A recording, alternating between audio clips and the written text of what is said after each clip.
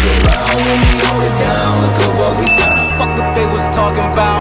Yo, what up, G? We back out here on Northern Parkway. Had to come out and rescue an Uber driver whose Prius decided it was done working for the day. The only problem is that he was in the middle of a fair. So I pull up, man, and there's 3 people in this car, the Uber driver plus 2 people that's out there with him.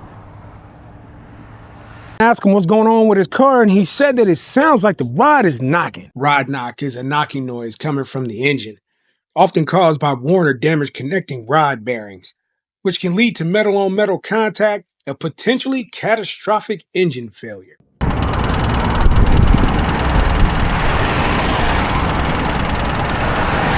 Oh, that's definitely not a good thing when it comes to a motor, because rod knock is definitely a catastrophic failure. So old boy Sad told me that he just bought that car last week.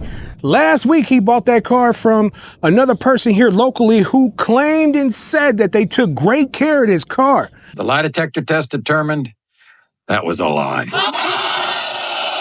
I don't know about you, but having a rod knock is definitely not what I consider taking great care of the car. Now, let me tell you, when you're buying a car, you need to make sure you cover your ass, because you cannot believe everything that people tell you. People will say anything just to make a sale and get your money and have you rolling off in a limit. Carfax is a great thing to use when you're buying a car, especially a used car, because it's going to tell you the history of that car.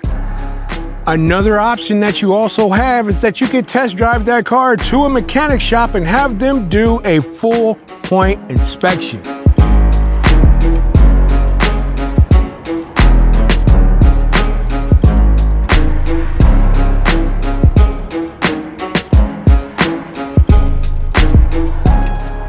One thing I strongly advise you to do is that when you're buying a used car, have someone who's a mechanic or someone who's mechanically inclined go with you to check out that car to make sure you're not buying a big ass piece of shit.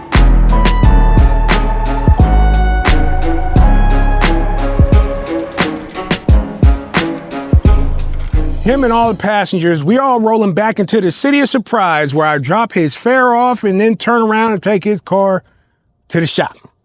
Know what it is that you're buying.